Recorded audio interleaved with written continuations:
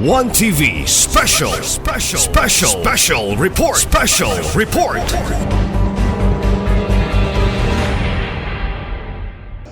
Due to urgent public interest and essential public service, in view of the urgency, I move on the motion to approve this annual state budget for general fund in amount of 1,177,560,223 pesos and 26 centavos, and for special account in amount of 73,770,810 pesos for approval on second and final reading, waiving the rules on Mr.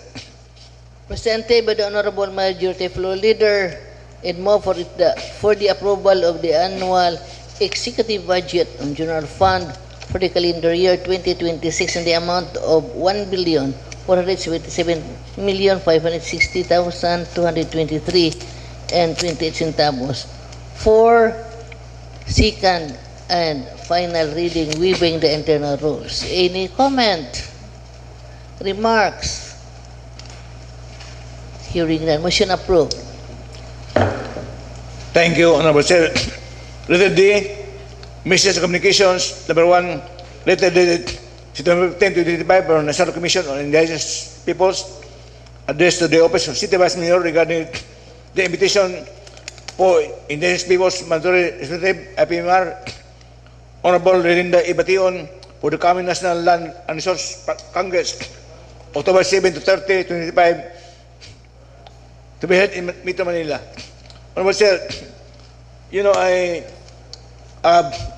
by empirical experience, before when we travel, it is our unwritten role sa LGU, because we are in harmony with the City Mayor and the City Council to strengthen and solidify the harmony nga sabot nga kung na-travel sa City Council, mukuli sa Mayor nga manangin dipod kay para na-coordination ba. Although I know that but this travel is sizable to the SP nga SP magbuot, but because of harmony ato na naanda sa kapasito sa 19 nga manangita sa City Mayor gali si Honorable Dinky Siso, previous PCL President, tanong na iman nagkangyon walay kayon nga himbalibat si Mayor since may ando, may indi, anaw, may usang walay, but only as this courtesy nga manangita. And now, during the time of Honorable Catherine Lim as our PCL liaison officer, magyapon ng mo manangin siya sige ni Mayor Sam kung na-travel kay muna itong nahimong kusombre o atong tradisyon sa atong LGU na collaboration, coordination, and communication para walay mga irritants na harmony mo kusog and support sa bitaon sa nga organisasyon sa ato sa LGU sa amin. So, with this, I hope the same procedure will be done by the IPMR. I hope Honorable Siso could assist Ma'am Linda Bation to seek the guidance of the City Mayor for this travel. In the meantime, Honorable Sir, I recommend that this letter be duly noted to the record City Council, Honorable Sir. Be duly noted to the record City Council. Okay, noted your manifestation, Honorable Majority Floor Leader. Any other comments or remarks regarding the manifestation of the Honorable Majority? Yes, Honorable Suiso. Thank you very much, Madam Chair. I submit to the manifestation of the Majority Floor Leader with particular on the letter addressed to Honorable Relinda Ibation. Maybe they don't still have any information that the Honorable Relinda Batin is no longer the present IPMR. And with this, I have to clarify first if there's really an invitation on the part of being a councilor or a IPMR or being the chieftain of the tribe. With that, Madam Chair, I'm going to update that later. Thank you very much. Okay. Any other comment? Noted your manifestation, Honorable Suiso. Any other comment? Yes, Honorable Sir, I confirm na base na wala sila kami wala tayo IPMR. Although we also welcome, no, ay kung human ang solution passage, wala pa solution passage, wala pa na submit nga ngalan nga atong aksit para sa ISP. Inyo IPMR representative, wala pa. So, naman, wala yun. So, mas inform ng ang NCIP. No? So, anyway, this letter will be referred to the city mayor for appropriate action on the set.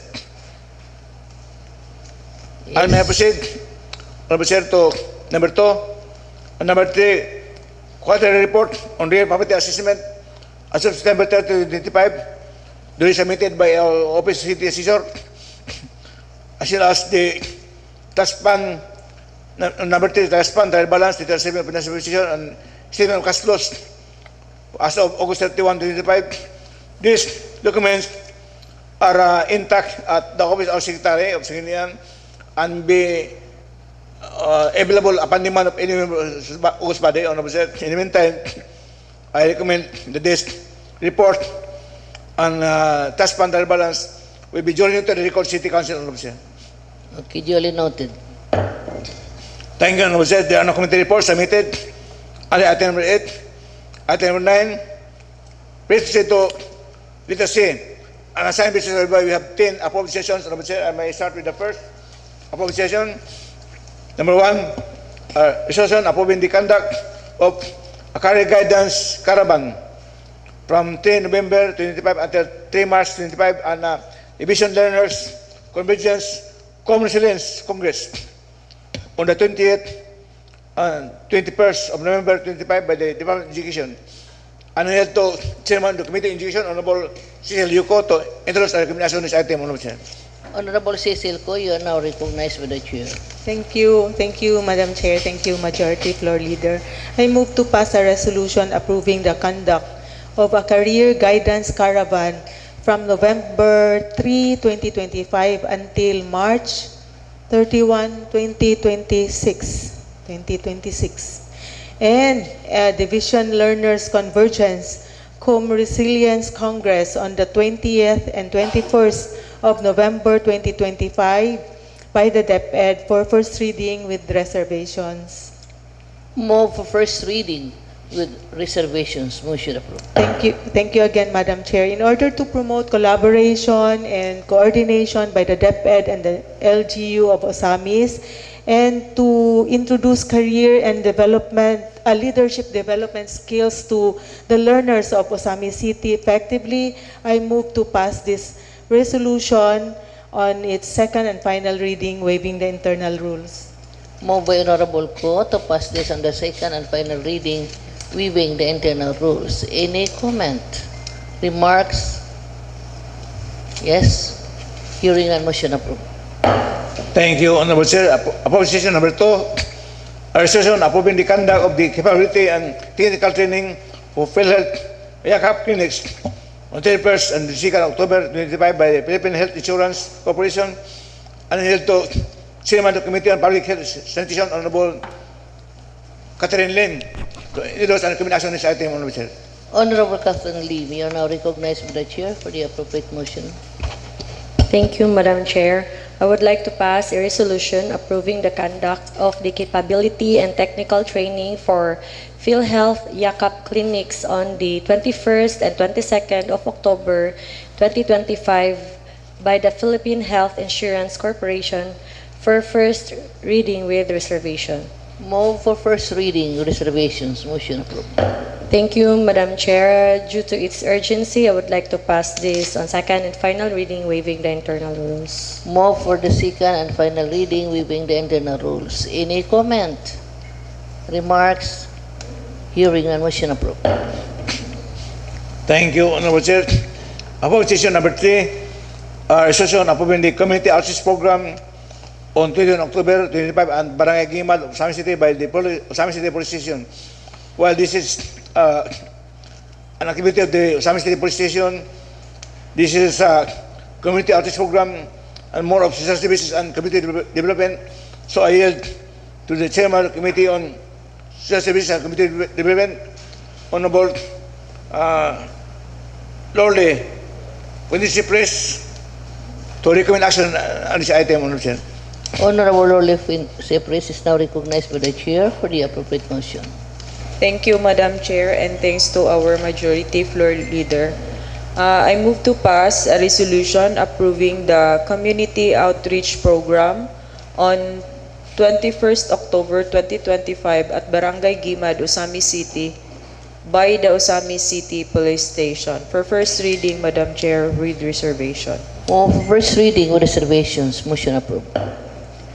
Due to the need of this resolution, Madam Chair, I hereby move for second and final reading, waiving the internal rules. Due to the urgency of this request resolution, Honorable Cypress is passing this on the second and final reading, waiving the internal rules. Any comment? Remarks? Hearing none, motion approved. Thank you, Honorable Chair. Appropriation number 4, resolution approving the market vendors quiz bowl on 29 October 2025 and an information campaign on steel pipes standards for hardware on 30 October 2025 by the Department of Trade and Industry. Ano yun to the chairman both of the Committee on Enterprise and the Committee of Trade Commerce Industry, chaired both by Honorable Cecil Yuko, Honorable Chair, to endorse and recommend action on these items, Honorable Chair. Honorable Cecil Ko is now recognized by the chair for the appropriate motion. Thank you, Madam Chair. Thank you, Majority Floor Leader. I move to pass a resolution approving the Market Vendors Quiz Bowl on October 29, 2025 and an information campaign on steel pipes standards for hardware on October 30, 2025 by the DTI for first reading with reservations. Move for first reading with reservations. Motion approved. Thank you, Madam Chair. In the observance of the Consumer Welfare Month, that is this month, October, I move to pass the approval of this resolution as in approving the market vendors, approving 2 activities conducted by the DTI for the success of its celebration. For second and final reading, waiving the internal rules. Move for first, second, and final reading, waiving the internal rules. This resolution approving the Market Vendors Quiz Bowl on 29 October 2025 and an information campaign on steel pipes standards for hardware on October 30, 2025 by the Department of Trade and Industry. Move for its approval on the second and final reading, waiving the internal rules. Any comment? Remarks? Hearing and motion approved. Thank you, Honorable Chair. Appropriation number 5, resolution authorizing Emily Jean Bibiniba to transact and process with the reserved deeds on behalf of the City Government of Ozamiz to facilitate the transfer of title of the TISA House from the sailors to the City Government of Ozamiz. Ano yan to the Chairman of the Committee on Local History and Cultural Heritage, Honorable Digisiso, to endorse and recommend on this item, Honorable Chair. Honorable Suiso, you are now recognized by the chair. Thank you very much, Madam Chair. On this representation, would like to pass a resolution authorizing Emily Jean Villanueva to transact and process with the Registry of Deeds on behalf of the City Government of Ozamiz City to facilitate the transfer of title of the TISA House from the sellers to the City Government of Ozamiz for first reading with reservation, Madam Chair. Move for first reading with reservations. Motion approved. Thank you very much, Madam Chair. Where there is a need to process, transact, pay, and claim the issuance of a new certificate of title of the Registry of Deeds to fully effect the transfer of ownership from the seller to the City Government of Ozamiz City, I therefore move to pass this resolution on second, third, and final reading, waiving the internal rules on joint motion. On joint motion, Honorable Suiso is passing this resolution On the second and final reading, waiving the internal rules. Any comment? Remarks? Hearing none, motion approved on the second and final reading, waiving the internal rules. Thank you, Honorable Chair. Upon sessions number 6 and number 7 are items which are within the province of the same committee, and the committee may recommend unanimously action on these items, Honorable Chair. So, item number 6, session approving the conduct of simultaneous basic life support training from October 28, 2025 until October 31, 2025 at the PPA Function Hall, Port of Ozamiz, Ozamiz City by the Coast Guard Station of Ozamiz Occidental. And number 7, session approving the conduct of a lecture on first aid on 29th and 30th of October 2025 by the Philippine Ports Authority. Philippine Ports Authority and Coast Guard are means for the public transportation, and I therefore move to refer this to the Chairman of the Committee on Public Transportation, Honorable Archie Ramiro, to endorse and recommend action on these two items, number 6 and number 7, approving sessions, Honorable Chair. Honorable Romero, you are now recognized by the Chair for the appropriate motion. Thank you, Madam Chair. Thank you, Majority Floor Leader. Madam Chair, I move to pass this two written request, Madam Chair, a resolution approving the conduct of simultaneous basic life support training from 28 October 2025 until 31 October 2025 at the PPA Function Hall, Port of Ozamiz, Ozamiz City by the Coast Guard Station of Ozamiz Occidental, and a resolution approving the conduct of a lecture on first aid on the 29th and 30th of October 2025 by the Philippine Ports Authority, Madam Chair. I move to pass this for first reading in omnibus motion with reservation, Madam Chair. Move for first reading with reservations, motion approved. Thank you, Madam Chair. In the interest of public service, Madam Chair, and urgency of this matter, Madam Chair, I move to pass these two items, Madam Chair. A resolution approving the conduct of simultaneous basic life support training and resolution conduct of lecture on first aid First reading. for second and final reading, waiving the internal rules, Madam Chair. Move for the second and final reading, waiving the internal rules. Any comment? Remarks? Hearing none, motion approved. Thank you, Honorable Chair. Upon session number 8, session approving the conduct of the 2024 survey of energy consumption of establishment from 20 October 2025 until 15 December 2025 by Philippine Statistics Authority. Again, I yield to Honorable Archie Ramiro, Chairman of the Committee on Public Utilities, Honorable Chair, to endorse and recommend action on this item, Honorable Chair. Honorable Romero, you are now recognized again by the Chair. Thank you, Madam Chair. Thank you, Majority Floor Leader. Madam Chair, I move to pass this written request, a resolution approving the conduct of the 2024 survey of energy consumption and establishments from 22 October 2025 until 15 December 2025 by the Philippine Statistics Authority, Madam Chair. Passing this for first reading with reservation, Madam Chair. Move for first reading with reservations, motion approved. Thank you, Madam Chair. In the interest of public service, Madam Chair, I move to pass this resolution approving the conduct of the 2024 survey of energy consumption, Madam Chair, for second and final reading, waiving the internal rules. Move with Honorable Romero to pass this on the second and final reading, waiving the internal rules. Any comment? Remarks? Hearing none, motion approved. Thank you, Honorable Chair. Number 9, approve insertion.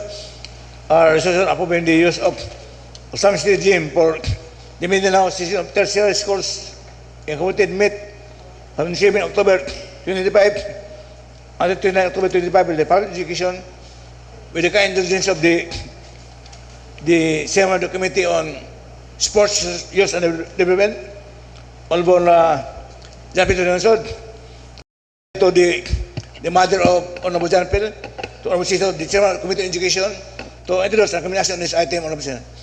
Honorable Suiso, you are now recognized by the Chair for the appropriate motion. Thank Oh, you, Cecil. Madam Chair. Thank you, Majority Floor Leader. Amusing. I move to pass a resolution approving the use of the Ozamiz City Gym for the Mindanao Association of Tertiary Schools Incorporated MIT from October 27, 2025 until October 29, 2025 by the DepEd for first reading with reservations. Move for first reading with reservations. Motion approved. Thank you, Madam Chair. For the successful conduct of this tertiary meet, I move to pass this resolution on second and final reading, waiving the internal rules. Due to the urgency of this request resolution, Honorable Ko is passing this resolution on the second and final reading, waiving the internal rules. Motion approved. Thank you, Honorable Chair. The last but not the least, above session, an ordinance authorizing the temporary closure of various roads in the territorial section of Ozamiz City for the second leg of the Square and Compass Theology Run, this November 9, 2025, with the kind indulgence again of the Chairman of the Committee on Traffic Management, Honorable Achirimino. I yield now to the son or the mother, the Chairman of the Committee on Youth and Sports, Honorable John Pedro Soto, and those on this item, Honorable Chair. Honorable Duhay Longsod, you are now recognized by the Chair for the appropriate motion. Thank you, Majority Floor Leader and Madam Chair. I would like to pass an ordinance authorizing the temporary road closure of the various roads in the territorial jurisdiction of Ozamiz City for the second leg of the Square and Compass Trilogy Run this 9 November 2025 for first reading with reservation, Madam Chair. Move for first reading with reservations. Motion approved. Due to the public interest and urgency of the said ordinance, Madam Chair, I would like to pass this ordinance into second and final reading, waiving the internal rules, Madam Chair, on joint motion. Thank you. Due to the urgency of this request resolution and for public interest, Honorable Duhay Longsod is passing this on the second and final reading, waiving the internal rules. Any comment? Remarks? Hearing none, motion approved on the second and final reading, waiving the internal rules. Thank you, Honorable Chair. There are no pending matters on my table under item number 10, basis for third reading. Hence, at this juncture, may we have the person of privilege to hear on matters concerning the PCL from Honorable Catherine Lim, Honorable Chair. Honorable Catherine Lim, you are now recognized by the Chair. Thank you, Madam Chair. None at this moment, Madam Chair. For PCL matters, none at the moment. Noted. Thank you, Honorable Chair. May we also have the privilege and pleasure to hear on SK matters from Honorable John Pedro Jolonson, Honorable Chair. Honorable Duhay Longsod, you are now recognized by the Chair for the appropriate. Thank you, Madam Chair. None at this moment, Madam Chair. Okay, noted by the Chair. None at the moment. Thank you, Honorable Chair. May we also have the pleasure and privilege to hear on ABC matters from Honorable John Carlo Moreno, Honorable Chair.